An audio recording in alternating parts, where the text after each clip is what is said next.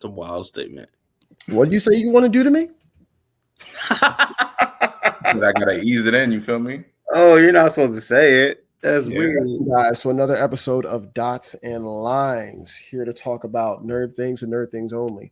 We got a lot of things to talk about, a lot of anime premieres, and some good content as a whole.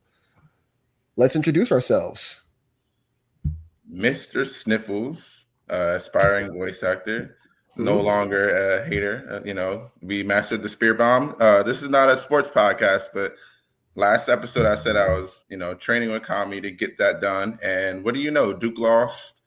No one cares about them. Speaking of peaking high school, they haven't won or been to a national championship since 2010. So fuck Duke. Shout out to Deku, peaking in high school. So my name is Mikano, your friendly neighborhood Renaissance man. I do all the things and all the stuff except for sing and dance because God had to nerf me somehow. Here we are. Hello. And I'm Grayson Red, just a big old nerd. Speaking of big old nerds, we got to talk about Absolute Batman #7. Boy, the body horror is body horroring. Man, first off, I think I want to congratulate Desmond because he actually started reading Absolute Batman. I did, 1 through 5. Hey. I'm almost there, y'all. Yeah. Absolute Batman is doing everything I wanted to do. First off, in regards to the book, we're in a new arc now. We're out of the zoo. Now we're into Absolute Zero. That's what it's called. That's the arc. So cold, no pun intended, because we're introducing Dr. Freeze, the absolute version. And he's not really what we're used to. Ice cold, baby. Most people mild spoilers.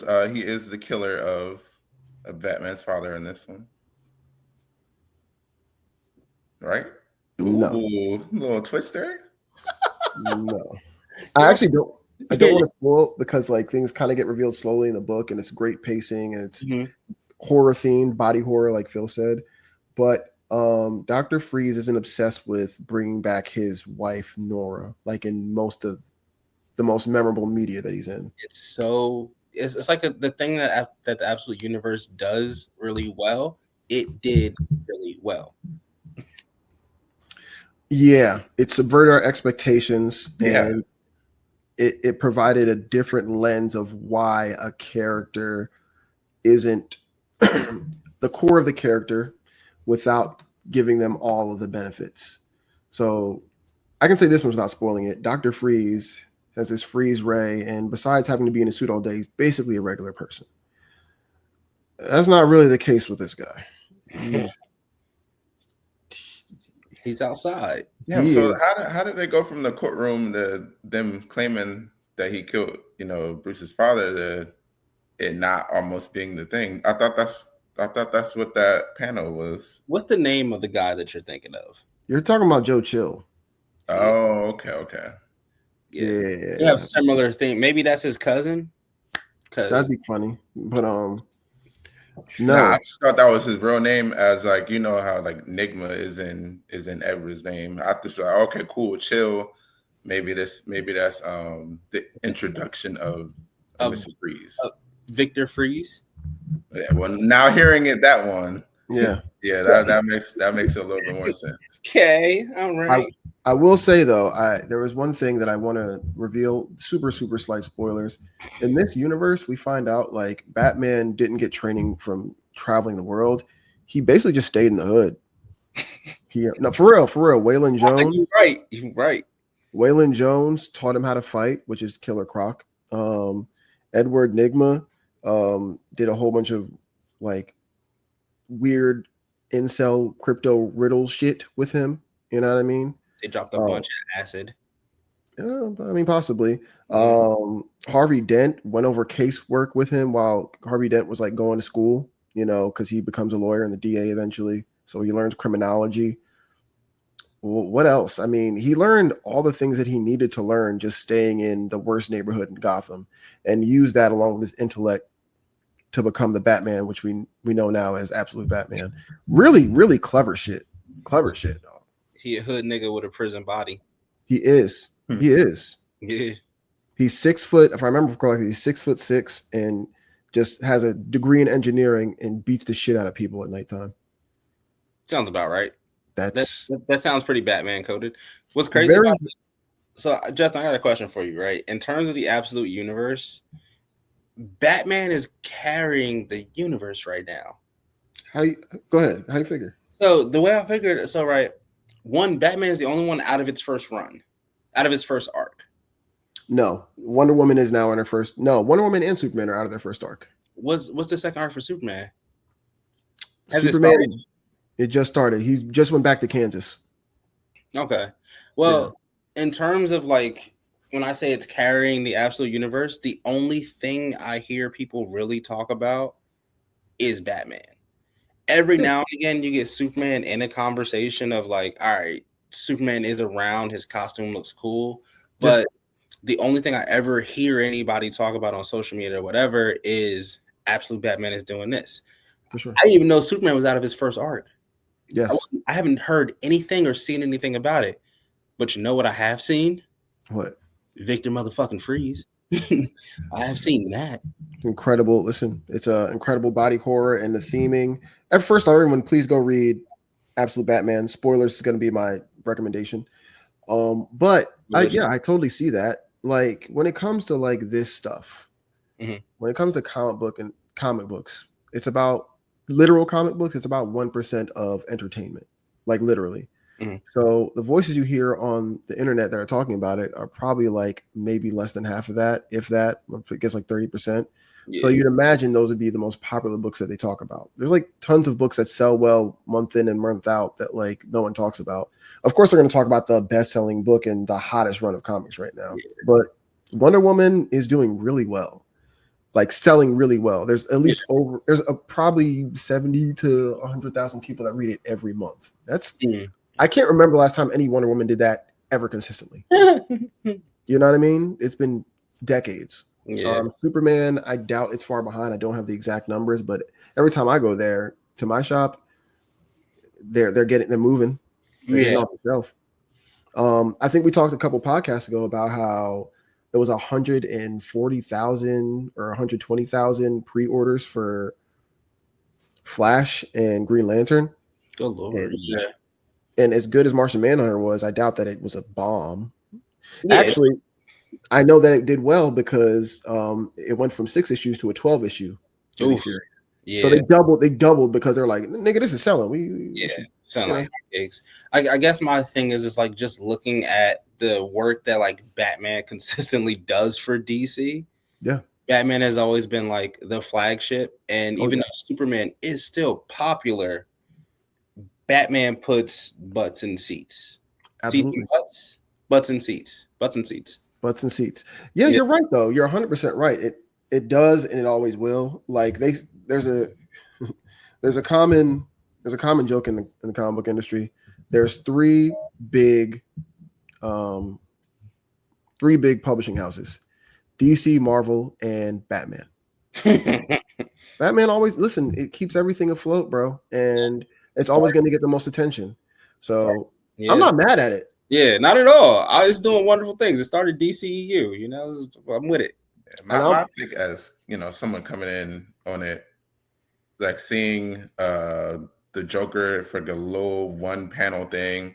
I was like, okay, how are they gonna set that up? The fact that he grew up with all his villain enemies as homies is kind of cool. Haven't seen Zelina Kano as a adult yet in the thing. I didn't even realize that. You're right. Yeah, I keep mentioning her. Yeah, I wonder if they're gonna play Joker into like his rogues gallery, like that was Batman's like A1 Day One. I mean, maybe, but it's hard because they seem all so close knit, and I want to spoil this part for you, but like there's someone that they don't show in that picture when they're at the park that they were apparently super close with, and it would be hard for me to imagine someone they grew up with also being like someone they can't recognize, because apparently this guy's notorious. He's in jail right now for being a wild dude that never lasted anything. You'd figure that information would trickle down to them because they're so close to the street. Yeah, but what's the Joker's big MO is that his face is unrecognizable from him Yep, like chemicals. that's true. That's And true. plus, in real life, we too have a friend that has become estranged from the group that we grew up with. Okay. So, all right. Sometimes art imitates life. However, what I will say is that I could see them rolling that into it and like in like a hush sort of scenario. Okay. Just because it's like the rest of his rogue, like the rest of his main rogues are his like A1 day one. So yeah, it would make sense to have that as well. But we don't know. We'll see.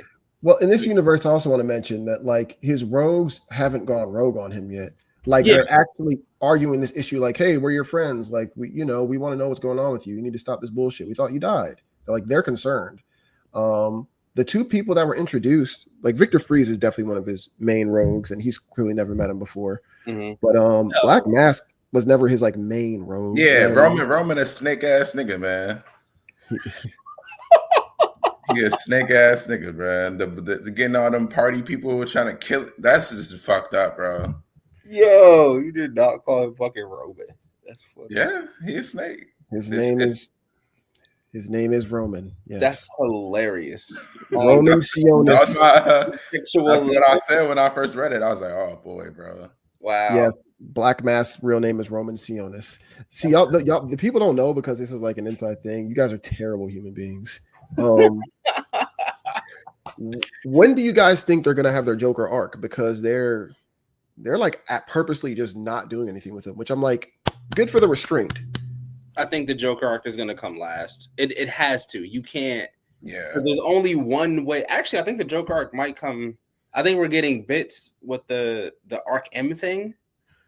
Yes, that's cool. Yeah. I got that as a panel, I think, in there too. Yeah, we're gonna start getting small bits, and the Joker thing will be happening in the background. Mm-hmm. It's like the whole thing with like the freeze thing. Spoilers. Light spoilers. The Arc M thing is where Freeze like that. That's like he like operates out of that place, but we don't get to see like really what's going on in there. Not yet, anyway. So that's such a hard panel right there, man. Incredible, man. Absolute Batman. That's why. Absolute Batman. It's so good. Listen, I know what you're saying. He is carrying the title, but it's like, yeah, he's carrying, but it's like, yeah, Jordan is carrying the Bulls, but you still have Scotty and Dennis Rodman. That's true. You still got some goats sitting right there. Yeah, but the only time we talk about Scotty and Dennis Rodman is in reference to Jordan. So you're right. Hey, listen, Batman's the GOAT. You're never gonna get me to argue about that. Batman's the GOAT. Yeah. So I mean, but it's still interesting to see Batman carrying so much weight. That is the story of DC Comics for the past 30 years, my friend. I'm just upset that they haven't been able to get him right in live action. Like there's been pockets of it that have gotten. I actually got into this argument the other day in the repair room. Shout out to Jeff Davis, Maria, and who else was in the room that was giving me shit for this? I don't remember. No, Elijah. Shout out to Elijah. Damn. So Elijah Thomas? No. Okay. Another friend we're estranged from. Another friend we're estranged. I'm not. He family now and in-law. Is he though? He is. He's married to my cousin. That doesn't make it anyway. So yo, this guy's foul, bro. So we were talking about who's your favorite Batman out of all of them. Well, top three at least. Top three, no particular order. I put Ben Affleck in my Batman hierarchy. Very controversial opinion, apparently.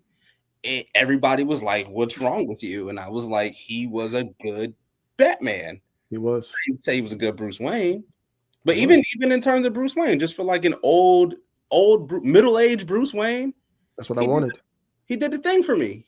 It was easy enough. He did it. Yeah. I'm gonna sound old, but it's Keaton. Yeah. You said Keaton? Yeah. Justin. What I say? Oh, me? My favorite is probably y'all can see me, right? Yeah. Okay, my bad. My favorite has to be Christian Bale, but I love the aesthetics and the theming of Ben Affleck like a lot. That's the Batman I want to see. Yeah. He was just in a movie that I didn't want to see. Yeah, same. I hear that they're canceling the Batman one. No, With making Robert too much Pattinson? money. You talking about Robert Pattinson? It's not real news, but Not and at it's all. also just me hating as well. Yeah, no. The Batman image is so tough. But okay, I just wanted to curious about your favorite Batmans because I got girls for my choice. They don't know what they're talking about. Listen, hey, respectfully, you don't get to tell me, a person that's read comic books and absorbed media with Batman for hundreds, if not thousands of hours, that I can enjoy a gritty Batman that actually was about what they were talking about. Yeah. Get the fuck out of here, bro. Yeah. You want to watch an origin story 10, 20, 15 times and watch those pearls fall from his mom's neck? Knock yourself out. I'm not going to yuck your yum. I want to see a nigga that's had 2 or 3 Robins, that has beaten the brakes off of criminals in Gotham with a big chest, a big black bat, and a whole bunch of angst. I need that. I like that. Get out of here. Yeah. I want to see him do detective work. No, you don't. No, you don't. You never have. You want him to run around the city like a psycho and beat people up. What are we talking about? Golly. Facts. These let me start. All right. So let's talk about, speaking of psychos, there was a lot of anime that came out this past week. And I want to talk about this fever dream of To Be a Hero X that I watched. Anybody check that out? I did. I watched bits and pieces of it. I tried to watch it last night, but I was gassed. It's only one episode, right? Yeah. Yeah. Only one episode. Oh yeah. So Go ahead, take off. I like the 2D art better than I did the non-2D art, and that kind of threw me off of watching it, to be honest. But I do like the story, and it has potential. So many other hero stuff going on that it might get not looked at the same, but I think it could be good. It's a Chinese anime, right? It is Chinese. Or I forget the name. I believe it starts with a D. That makes a lot of sense that it's Chinese, and that I like the 1D, the 2D better than the 1D. Hey, I was 5 minutes into this episode, and I said, this has got to be made by the Chinese. Yeah, immediately you immediately know. Yeah, that's crazy. The dialogue was so awkward, and I was like, maybe it's lost in translation. But then I was like, no, I watch a shit ton of anime that we dub over, and it's not this crazy. So, you ever watched one of those Temu commercials where it's like American people, or at least English speakers speaking, but you can tell that it was scripted by a Chinese person? Yes. We have these amazing things that no one wants to buy. What's going on? That's exactly how it felt like. It was so bizarre, and it was kind of jarring. It took me out of the show, and the show is a decent enough premise, but all the beats in between just felt weird, bro. What about the fights? How do y'all feel about the fights? Fights were great. Like fighting here great, or like they're just great fights? Fighting here great. For me, I thought it was great because not only like even the 3D, I was like, oh, this is actually like dynamic and it doesn't look stiff. I like it. But when they switched to several different 2D styles mid-fight, oh, this is actually kind of groundbreaking. This looks really cool. How do you feel, Dan? They stayed with the 2D, but it's cheaper to. Is it? I think it's cheaper. It's way cheaper. 3D would probably be cheaper than 2D. 3D is way cheaper than 2D. There you go. I imagine. Yeah, because it's just like one person can do that, but not like drawing individual frames and shit. Yeah. Like a Kingdom Hearts type of deal, like watching it immediately, seeing the hero go past him on the top of the ledge. I'm not gonna spoil too much of the first episode, but it just felt like a Kingdom Hearts type of deal where a lot of time type of manipulation or something is going on there. Yeah, something deep is going on. No spoilers for anyone who wants to watch it. I will say the end of the episode did hook me to watch the second episode. Okay. Yeah, that was like, oh wow, there's like something deeper going on here. This is okay. This is cool. Also, if the anime has been out for more than 4 days, spoilers may happen. Yeah, bro, you got to forgive us. We'll try our best, but like, yeah, we will. A lot of these haven't been out for 4 days. A couple of them. You better catch that bitch when they come out. Quacks literally comes out today. The day of this recording. We've all seen that, right? Yeah, I saw that yesterday. Oh wow, maybe like a midnight type of deal. I don't know. It says the 10th though. Oh, that's crazy. I definitely watched it. Yesterday. I was like, oh, this was just as good as when I watched it in the movies. This is great. Speaking of which, let's break down. Oh, you remember the Gundam movie I saw? Gundam G? Yeah. Let's talk about that. Let's talk about the show. Good transition, Desmond. Yeah. Bad bitch.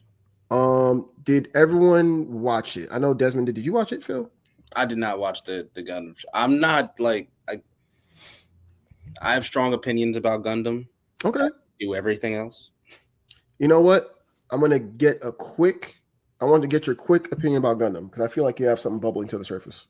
I don't know. My whole thing with Gundam is you have the Universal Century, which is like the main timeline, and everything is like small little offshoots and pockets, which is cool because in some instances you get G Gundam, and in other instances you get Gundam Seed, which is ass.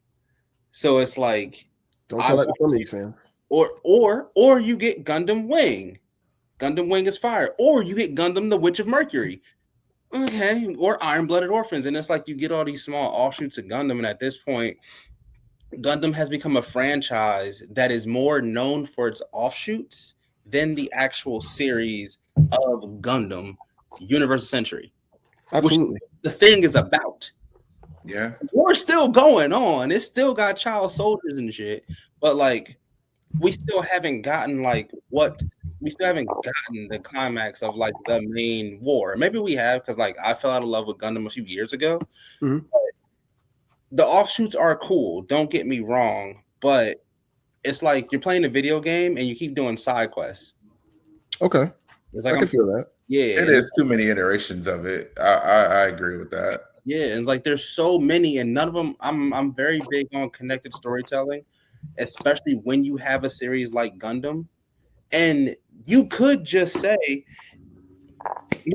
us a timeline and say this is 100 years after the first. Like you keep because they make the Gundam models more advanced, so why not just add on to the overarching story? And I don't know if that's what this is. No, this is an offshoot. This is an offshoot universe. Yeah, she's a high schooler. Love that. Who doesn't love a child soldier? But, well, technically, she's not a soldier. I will say, first off, I think all those reasons I haven't heard that perspective, but I think those are valid. I actually love it, man. It's beautiful. The show is first off, it's beautiful, it's stunning. The music is great. This theming is great. I'm really big into like new storytelling. I love like new and different and creative things. So, no spoilers. That incident happens in the beginning of the original Universe Century that is different, and it kind of spirals into this universe. And it looks like this show is going to focus more on like the new types, which is something that Gundam really, even though it's a real cool concept, they haven't explored a lot. So it makes me very like hyped to see how it affects the people that are new types, the connectivity of it. And let's not forget that one of the producers of Evangelion had a hand in this. So this is going to deal with something existential at some point in time. Okay. Yeah. I thought it was great. How'd you feel, Devin? Watch Evangelion? I never finished it. Okay. Desmond? We talked about it before. We already had this with one of the episodes, but you know, I'm actually going to put Gundam G-Cracks over the Moonrise as far as like how I'm looking forward to it for this anime season. Now it's a little unfair to say because Moonrise is all at once and I'm only seeing the first episode of it today. But yeah, I mean, it's a whole, I'm not like a mech person. Actually, Grand Lungen was my first mech anime. Everyone's like a Gundam person, you know, what's the fist John called, Justin? Are you talking about The burning finger. Yeah, this guy would literally just palm my shit.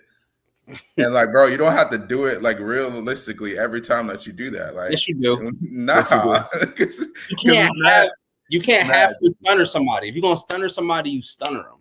You right. That's a perfect reference because you never halfway stunner anybody. No. Yeah, you do it. This hand of mine is burning red. I don't know. What they could do is, if this is gonna be a different thing, why does it have to be Gundam? Well, Phil, I think you're underestimating how big Gundam is, man. I really do think you're underestimating. Like, people want more Gundam. People want more Gundam. And actually, there's some people that don't want to be stuck in the Universal Century because due to the way the story played out, there's literally only so many things you could do. And I'm so big on like taking things and spinning them into different ways. Like we just talked about Absolute Batman. Like if we stuck with the regular canon of Batman, we do not get that story.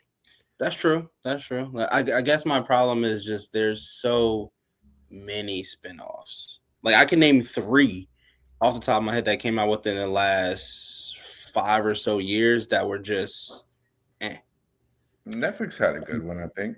Gundam is such a series and it's such a force of nature that we shouldn't be getting things because there's so many avenues to take the concepts. Yeah. But we get like mediocre, like, okay, they're children and they're fighting and there's a war and one of them's a robot. Well, I gotta say, I'm a big Gundam boy. What? Is she an android? No. Nah. Okay. Not at all. Yeah. That's funny as hell. Ooh. TCG. The reflection can't see. You gotta bring it closer to the camera. Closer. Oh,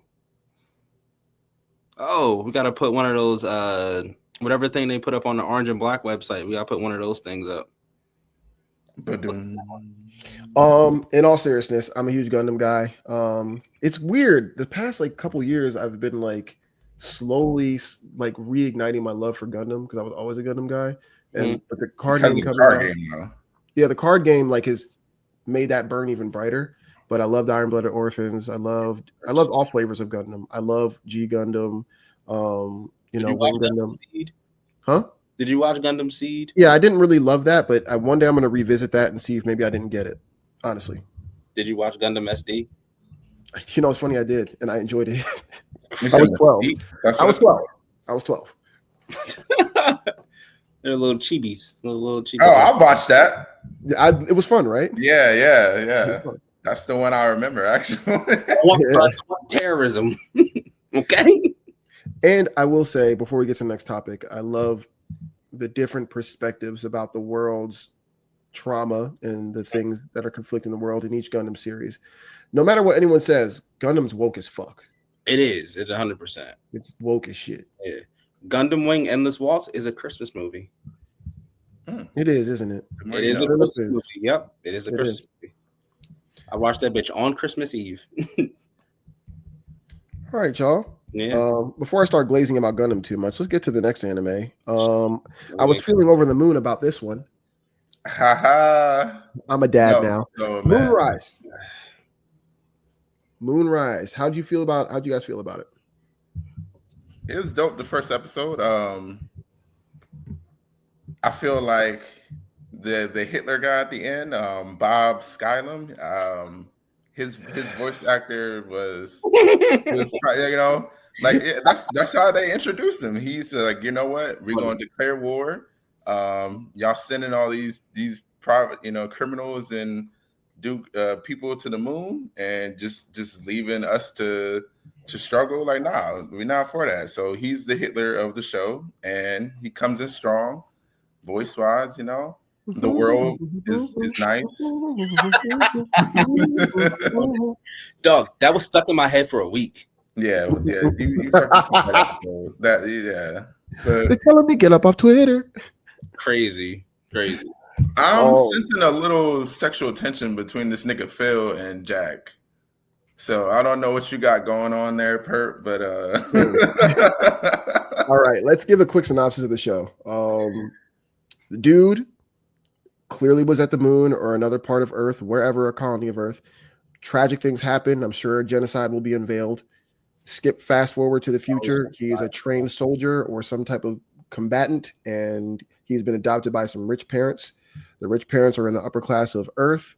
The moon is essentially just a colony of Earth where they get the scraps of whatever Earth gives them. By the end of the episode, shit goes left, and a whole bunch of people die by the hands of, as Mr. Sniffles so poignantly described him, Moon Hitler. Yes, Moon Hitler is out here to destroy. I need to watch this. I think it's 18 episodes, so you're gonna get a lot. Yeah, there's a lot of Netflix drops it all at once. So, but over the course of like the next 2 or 3 episodes, we'll get through it all. But have you guys seen an anime called Al Noah Zero? No, I never watched it. The premise is kind of reminiscent of this, but it's Mars essentially, and all the humans went to the moon and they found like magic, and it's a mech anime. Okay. But yeah, and like the main character is like Shikamaru if Shikamaru had a Sharingan. Okay. Sounds like Code Geass. Yeah, that's what you said about Code Geass. Well, Lelouch was a psychopath, but this kid is actually like Shikamaru, like real lazy, don't want to do shit, but like is incredibly intelligent. Okay. I'm gonna check that out one day. I really like Moonrise too, the first episode. Yeah, Phil and Jack definitely like each other like a little bit. Yeah. I was like, there's like only like maybe 30 seconds of screen time with them together, and you get that immediately. Yeah, I thought they were gonna kiss when they first met. Yeah, I was like, bro, this is children. You can't be showing children kiss like just period. The first time I was like, yeah, we can talk about Fire Force.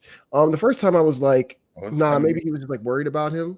But we saw what happens to him. But when they meet again, like 10 years later, and they hug like spiritually or whatever, it's like they kind of cut it real close there. Faces, Mm-hmm.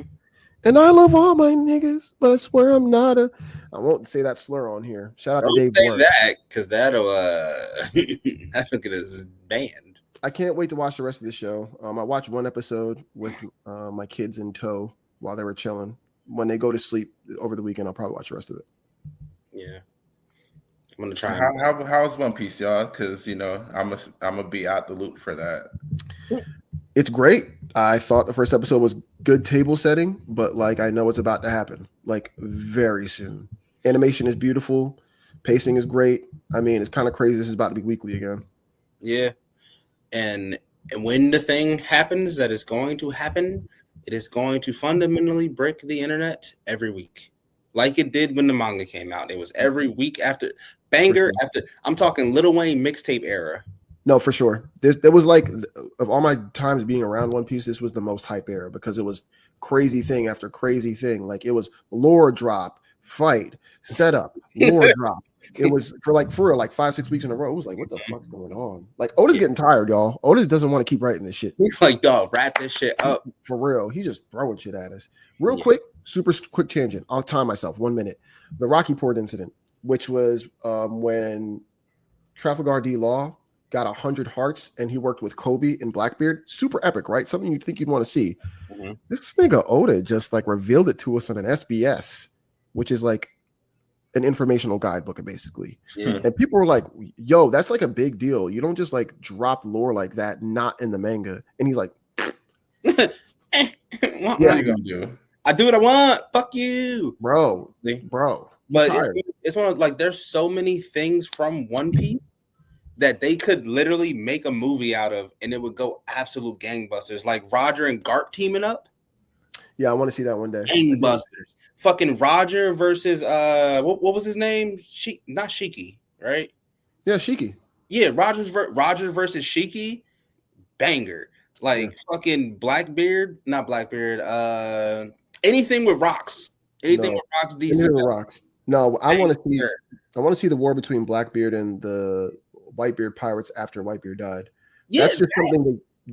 Banger. Blackbeard versus Revolutionary Army. Bank like dog. He just drops these things with no intention. And this is, I guess I said this about Demon Slayer. I think it was Demon Slayer I said this about, where like if you make the movies, make them canon. There's so much material. This is about My Hero. My Hero. Oh, My Hero. Yeah, it's like, why are we getting non-canon movies about shit? And I mean specifically about One Piece. Yeah, because I'm sorry. For the listeners, the movies for My Hero are canon. Yes, but yes. You're totally right about One Piece. They have a lot of information that they could just feed to us that we want to see that they just won't. That's it. That's all they would have to do is animate any of those fights and give us a story, and it would go absolutely fucking gangbusters. But for crazy they don't, because Dragon Ball had that concept, none of it being canon, but it literally birthed so much to where as though they had to make some of it canon, like Broly, and so just do that with One Piece. If it's such a shonen type of deal and it can print money, I don't see why they don't, but whatever. If they ever show the Rocksteady Zebek versus Garp and Goldie Roger, like in a movie theater, just make it an hour and a half, maybe an hour and 20 minutes, bro. It will go crazy. I know I'm watching it probably 2-3 times. Easily. I'm going back. Yeah. Well, they could do that with My Hero too. Show the first All for One versus All Might, like how he got the. Why they haven't done that? Not even the first All for. Oh, the first All for One. Yeah, I thought. Yeah, with the chess. Yeah. I mean, yeah. Or show his mentor, or show any of the lot. Like they could just do a movie of All for One versus One for All. But they did show Nana Shimura. versus all. They did not show her fight. They did. So the 4 episodes that came out this season, this last season, season 7, it's like 4 recap episodes, but they added new material in there, and that fight was in there. Did they show what's up? Did they show the whole fight? Like, did they show her die? Yeah. Well, they basically showed her die. They did do that. But like, I know what you mean, Phil. Like, I do want an in-depth from start to finish. You know what I'm saying? Him terrorizing 1 through 8. I want to see. Yes. I want to see in minutes from 1 through 8, and then him showing up to fight All Might, and All Might being like, "Nigga, these hands are for real. Yeah. I don't have powers. I got left and right." Yeah, and I that is a really great concept. I don't know why they haven't done that. Brawly movie was very successful. Yeah, very successful. But that's the thing. Like, I don't know if Dragon Ball is doing it because they run out of ideas. So they're like, you know what? Let's go back to the well and see what's there. Cooler next up. Well, I want to say, because we still have more anime to talk about. Akira Toriyama, during his last 5-10 years of life, he was just doing shit that he wanted to do. He really liked the concept of Brawly because he wasn't very hands-on into creating him. So when he saw the episode, he was like, or the movie, he was like, oh, that's really cool. He probably had an idea stirring there for a couple decades. Like, you know what? I kind of want to get this out of the way. Same thing goes with the superhero movie that he made. Listen, that was supposed to be a Piccolo movie because he loves Piccolo. He loves the fuck out of Piccolo. Yeah. It eventually transformed into a Gohan movie, but that's why Piccolo gets a new transformation and stuff. Like, he was just doing stuff that he really wanted to do for a long time. I guess my thing is the only original thing we've gotten from Dragon Ball in the last 5 years was the Gods of Destruction. Great concept. The Angels, also great concept. Zeno. So basically, I'm going to lump that all into one thing. So, the cosmic side of Dragon Ball, we got that. It's pretty cool. However, in terms of anything else, it was Jiren was the only other real thing that we got. And don't get me wrong, Jiren's fucking fire. Jiren was fucking great. I don't know. But in terms of, again, and then Super Saiyan 4. Super Saiyan 4, Demon Realm, and stuff like that, where they are expanding the world a little bit. But part of it, they gave a lot of lore during Daima, man. I don't know. I think you're cutting them. No. They did, but that's not what I'm talking about. What I'm talking about is I feel like with them going, Daima is new, yes. I mean, previously post Daima, everything that we've gotten manga wise has been a retouching of the well and just re-skinning other characters. Because Moro is just Cell, but in space. For sure, that's fair. That's fair. And then Frieza shows back up, and now Frieza is the big peak of power again. It's why are we still talking about Frieza? Because Frieza sells. Bring Cooler in. Cooler would sell, and it makes sense. Oh no, Cooler. I think one day Cooler's going to pop up. Cool's gonna pop up one day. I will. We have other anime we talk about though. We do Yes. have other anime to talk about. To the cat girl of it all. Yeah, let's talk about Fire Force. All right. Fan service first 5 minutes. I Dog. don't like that. I'll be objective. I don't like that. It was- I know it's made for teenage boys, but like they know. They know. They know. I paused it and text y'all immediately was like, dog. It's funny. I just got past that part. I was like, I'm uncomfortable. And then you text me right after. I was like, okay, I'm right to be uncomfortable. Yeah, she's a child. Yeah. And it didn't even add anything. It was just happening. I mean, to Go be honest, ahead. like as a Fire First, like super supporter of the show, I feel like it's gonna like die down in a sense this season. They just did that just to remind you, like, hey, that's the girl from all the other seasons that you remember for that reason. That's the only reason you remember her is that. That's it. That's it. I will say beyond that, and I wish Japanese culture would one day kind of just let go of that a little bit, like that super over sexualization of children. Chill. I'm saying this as American, so this means something. There's a lot of cool stuff that happened this episode. Yeah. Captain Obi getting kidnapped, setting up a prison break arc. That's fucking cool. The other I forget the squad captain one turning over. His name is Burns. Yeah, his name is Burns, isn't it? Yeah. Turning over to the evangelist. Yeah. That's kind of huge. That's fucking crazy. Yo, Didn't see that coming. Are so fucking cool. I forgot her powers were that dope. Yeah. The chick with the crown. Yeah, she could read people's minds. She could pretty much like kind of manipulate them a little bit. Yeah, I mean, she's the second pillar. She's the second pillar for a reason. So that's why Fire Force is. I'm just so excited for it. You know, we have the opening scene with the moon, like the madness, soul eater moon. You know, and then seeing the evangelist smile with the infernal bugs, like it goes real deep into it. So, bro, it does. And that's the thing that irks me about the fan service is that the lore is so deep. It's such a great story. The power system is, I was about to say fire, but like no pun intended. The power system is fucking fire. Like it's like hitting on all points, and it's like one step from being peak, and it's the fucking cat girl. I agree with you. It's definitely a cultural issue though. Like we can complain about till we're blue in the face, but they over there in Japan, like they think this is okay. Yeah. Whether or not they agree with it, they tolerate it so much to the point that you can have a 15-year-old be stripped down to her panties over and over again, and it's like seen as a gag. And real quick, to all you fucking dorks that argue about how fucking lollies is cool and how it's okay because they're not real, like you're fantasizing about children. It's weird, bro. And it's okay for me to say I don't like it. Yeah. The fuck out of here. You don't have to like be mad that other people are mad about it. Yeah.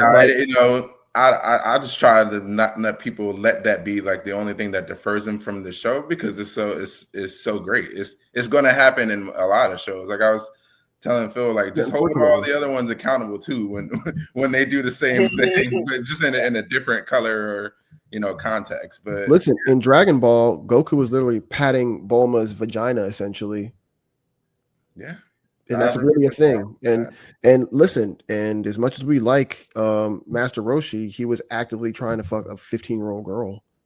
He was.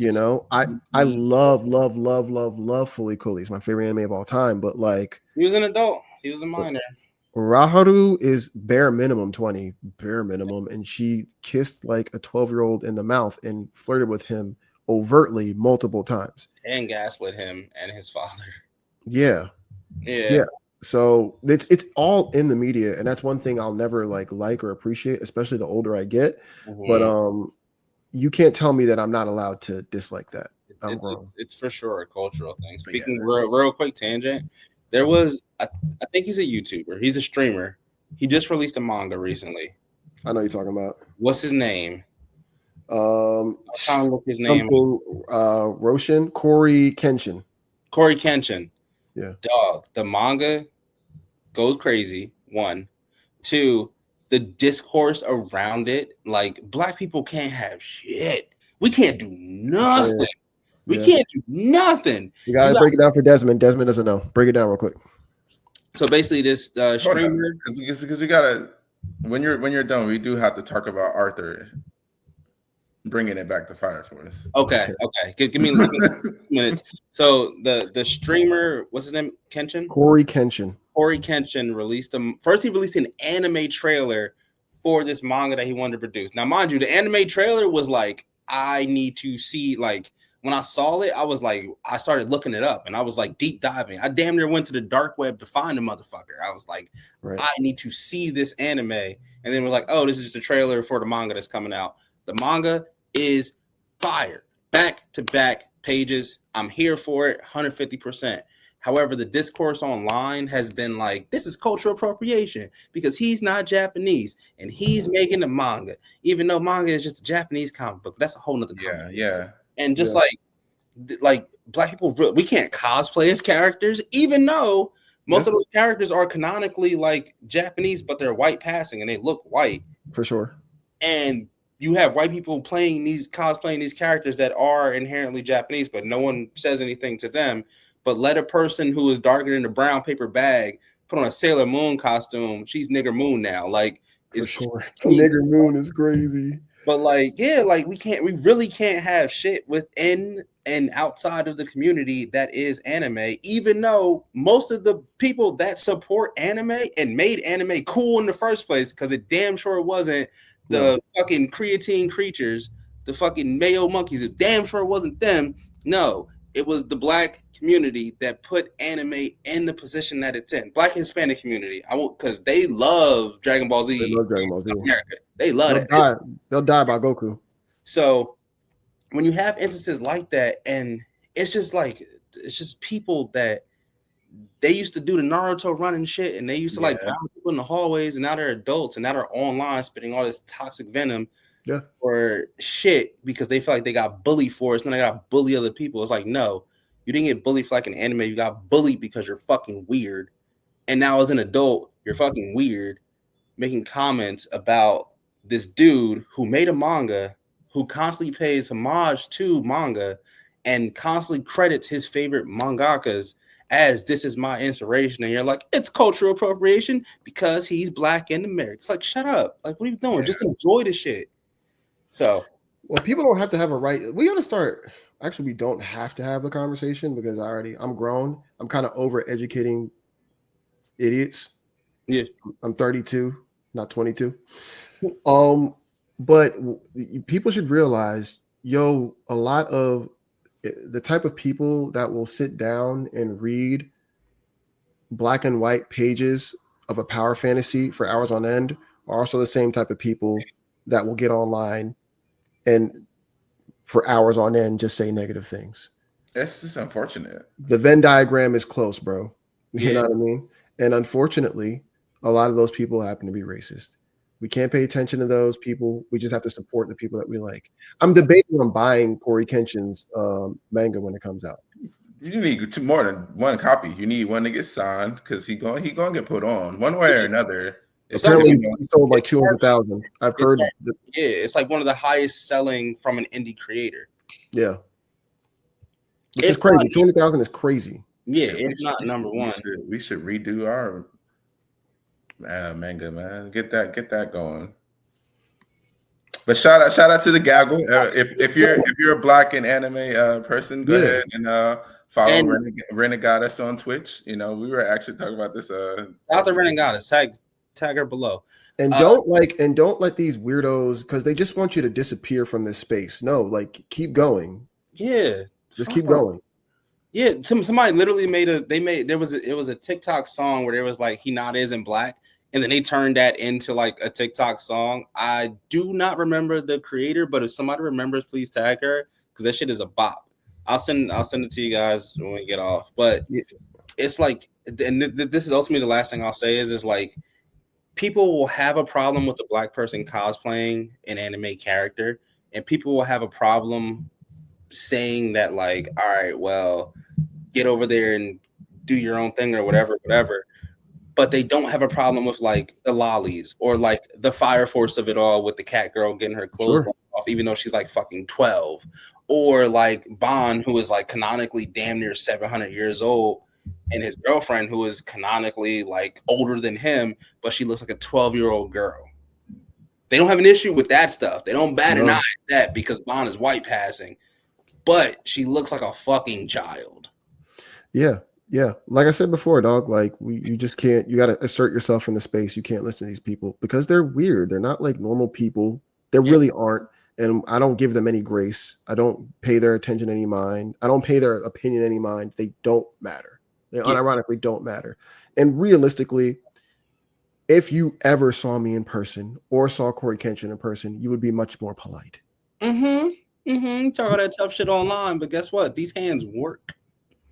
Beat the dog shit out of you like Daredevil. Facts. Which is our final topic. Yeah. We'll circle back to Arthur. No, you don't want the next.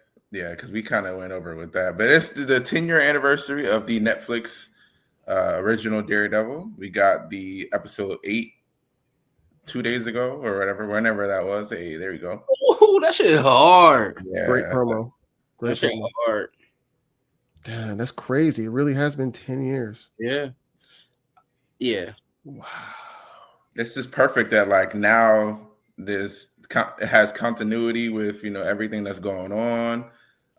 So they were forward thinking back then, even though they didn't know any of it would actually pan in with the Marvel universe. Look at how it paid off. I don't think they do. I just think they was doing shit. Now Marvel's like, all right, we got some information to pull from. Oh yeah, for sure. They definitely backwelled it for sure. They didn't have that vision when it was going on, but it all panned out and worked out. It all panned out great, man. That's the beauty about like comics. And this isn't a comic, but this is a comic medium. Like, because the story goes on so long, you make lemons out of lemonade, and then eventually it makes the best drink you can have. Facts. I mean, honestly, man. Let's talk about Bullseye. Bro. Dog. That escape scene.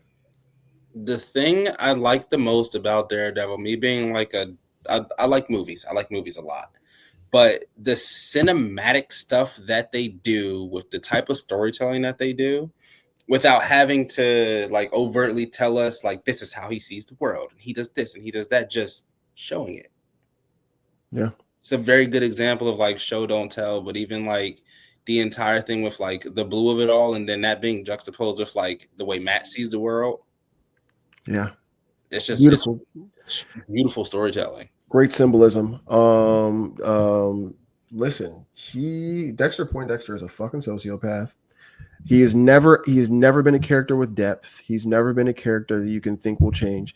And the Netflix adaptation has not shied away from that. And I think that's actually kind of brave, because I'd be honest, if it was me, I'd try to like have this tragic backstory for him so people can relate. And people are like, no, he's a fucking monster.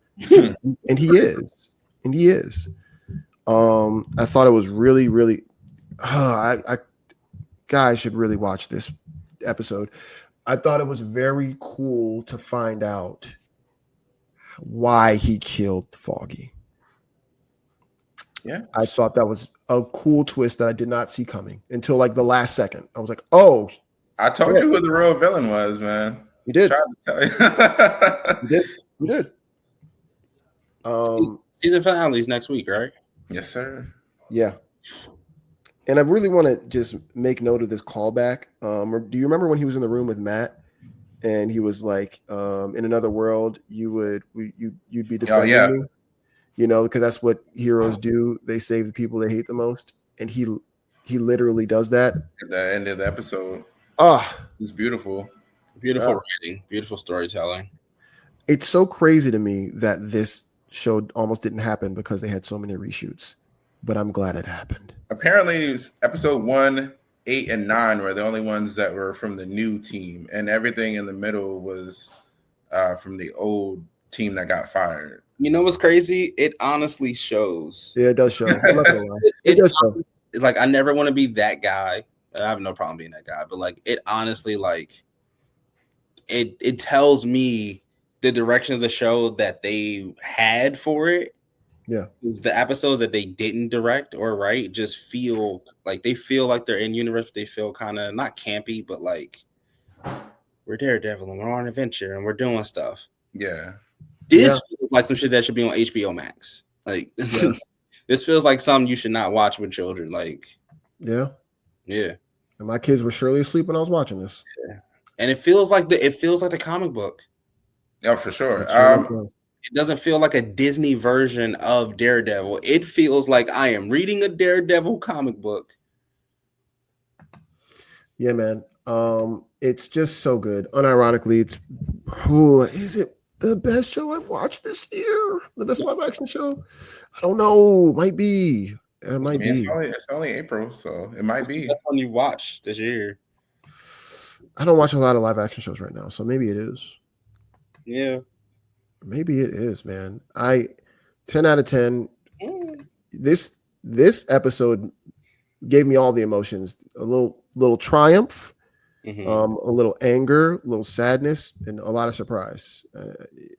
Definitely a lot of surprise. Did a lot right. Yeah, I feel like Daredevil is doing it's doing what Batman's doing. It's carrying TV shows on its back, and I think it's because She-Hulk was connected to the overarching universe of the MCU, but it was like goofy. It was too goofy, and I liked every episode except for the last one where they kind of insulted me for liking it. But whatever. Yeah, that's another thing. But like. And like WandaVision was connected, and then they retconned everything from WandaVision essentially, except for White Vision. So I feel like this is the first TV show that we've gotten, which is what the MCU TV shows should be. Well, Falcon and Winter Soldier. No, you're right. I spaced off Falcon and Winter Soldier. Yeah, like I feel like this new era of TV we're getting, which is something I brought up in the first podcast, is that Marvel didn't have showrunners. They didn't have people guiding the overarching thing of like, all right, you're doing this over here. Let me put elements of that over here so it's all connected. Do you want to hear a crazy story? Yeah, hit me with it. I'm a big mutant fan. You guys know this. My daughter's middle name is Aurora. I was gonna get a Krakoa tattoo. Do you know when they were making Miss Marvel, which I watched all of, that apparently Kevin Feige came to set one day and he was like frazzled, and Kamala Khan said, I'm making short of this. How about we make Kamala a mutant? And he was like, yeah, okay. And she was like, okay. And they actually just made her a mutant instead of like planning it out. What the fuck? Like that's they was throwing darts at a wall and like, oh, that makes sense. And I think Aman Vellani is a great representation of Kamala Khan. I liked episodes of that show, but man, if you guys were just doing things, you probably should have stopped for a while and made a plan first. Yeah, because it was very obvious that you didn't have an overarching, like you didn't. I know that they had a goal. I do. I know Kang and multiverse collapsing incursions. I know that, but the threads in between of which you get there was not planned out well enough. The wires was loose. Yeah. Fucking wires sparking and shit. How do y'all think this last episode is gonna be? Because we didn't talk about episode 7 in the pod. That's why I have this picture here with Fisk setting up that Luca character, Muse dying. Like what do y'all think how it's gonna end for season finale? Can I talk about Muse real quick? Yeah, go ahead. I hate the fact that they threw him away like that. Really? Muse is a villain. Like Muse is direct opposition to Daredevil, and they just kind of like they met him away. And especially when we get into this era of like introducing things like doing stuff, I get they introduced the Inhumans and the Inhumans were ass, so they kind of like removed it from everybody's memory. But introduce it another way, say he's a mutant or something, or a mutate or something. But because Muse was a villain that was prominent in the comic books for a minute. Small minute. Yeah, I'm just gonna say I love Charles Soule, but like it wasn't. But he was giving Daredevil the fucking work. He was giving him problems. He was a main villain for him for a while. But after they threw him away, they haven't really touched him like that since. So That's true. I just wasn't a fan of it because of the relationship of it all, especially how the relationship played out in episode 8, where it's kind of obvious that they're on the defer of it, the end of their relationship. So I understand what you're saying then, but that's what I was saying in our coverage of episode 6. Like, you kind of can tell who the villain was, and it wasn't him. Yeah, you could tell there was a bigger boss. Yeah, but all in all, in terms of Desmond, your question, how I feel like they're going to end it, I don't know. I think that it's. I mean, I'd imagine that he's going to have a showdown with Bullseye again, but this time he's going to choose not to try to kill him. They're setting up Cole to do some shit too. Your boy. Go ahead. I'm sorry. Yeah, your boy Cole North. Look, because the faces I don't know that we gotta look at his actor name, but he doing some facial expressions in this episode, and he ready to crash out. Oh yeah. In the comics, he has a full-on, straight-up brawl with Daredevil in the middle of the street and beats the shit out of him. Jeremy Isaiah Earl. That's Cole North's actor. Yeah. He playing that. He is. One of my favorite characters from that Chip Zdarsky run. Everyone go read that. It's so great. This is what like half of this Daredevil season is based off of, the Devil's Reign run. Yeah. But yeah. Do you think we'll get the Defenders? No. Hell no. You don't? It's too much. Yeah, hell no. There's too much. No. Hell no. I hope they prove me wrong, but like, first off, I know Michael Coulter literally doesn't want to do his Marvel shit no more. Yeah. He said nah. If they sign Danny Rand again, that'll be cool. But I feel like why spend money on someone that a lot of the fans don't want? Yeah, there's so much backlash. Jessica Jones, like, I mean, she's a great actress, and season 1 of Jessica Jones was great. But like, C-list hero, you know what I mean? Like, so I don't know if because Marvel. For anyone who doesn't know, all these entertainment companies are in the business of shrinking down right now. Shit is fucked up out here. Things aren't selling. Things aren't streaming. Yeah. Well, but I wanted to say, I think it's going to end with him choosing to not try to kill Poindexter, and Daredevil this true self, the one that feels like he's worthy of being Daredevil, will be born again. It is called DareDevil Born Again, isn't it? Yeah. Or super duper left field throw, right? Yeah. He fights Bullseye. He dies. Like dies. Like gone. Yeah. Not coming back. Not like comic book death where like, oh, he might die. No, he's like, he dies. Yeah. And then the hand comes in and they pick his body up and they take his body to the basement. And then they bring him back as the Beast. I don't know. I kind of like that. I like that. That sounds like some foggy shit. That should be hard.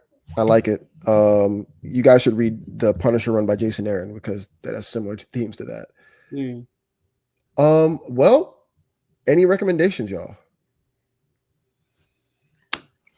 I'm gonna say Moonrise. I mean, it's the whole 18 episodes. Yeah, I ain't got shit to do this weekend. Go ahead and watch Moonrise.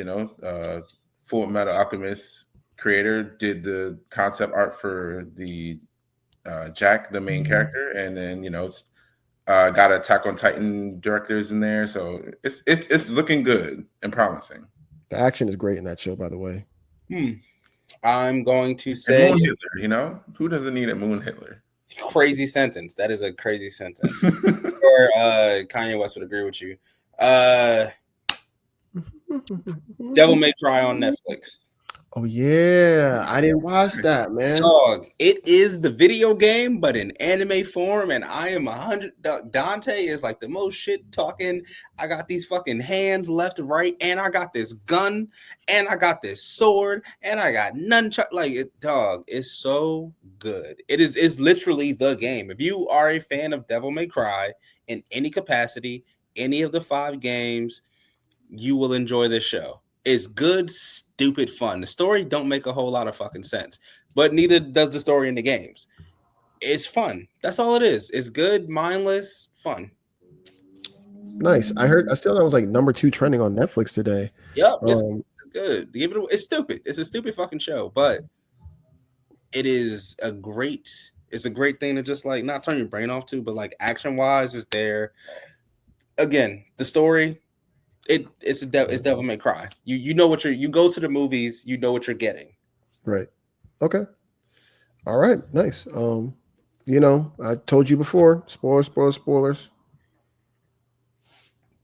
Absolute Batman. Tough. Body horror to this finest. I'm trying to figure out what happens at the end of the zoo arc, man. I really have no idea. You'll see. Just know Batman is that nigga in all capacities. Yeah, the end of the zoo arc is actually really like cathartic and satisfying. It's really good. Is it bad that I want the Ultimate Universe to be the main DC universe? You mean the Absolute Universe? Absolute. Sorry. Oh, I said Ultimates, didn't I? People say that you did. They're gonna cross over soon. Don't worry. Rest in peace, Wonder Woman. I don't want them to cross over though. Crazy. They will cross over. It's happening. I don't want it to though. I don't the very beginning of this universe is Darkseid basically making another universe. Darkseid is going to go to his proper universe. It's happening. They will fight and then go back apart. It's gonna happen. I just don't want the power of friendship moment that I inevitably know is gonna happen. Yeah, well, you have powers too? I do too. Let's make a team. Let's form a league of justice. Like, I'll tell you what's gonna happen. They're gonna fight it first. They're gonna fight each other at first. And they're going to be surprised how fucked up that the Absolute Universe is. It just sounds like Secret Wars.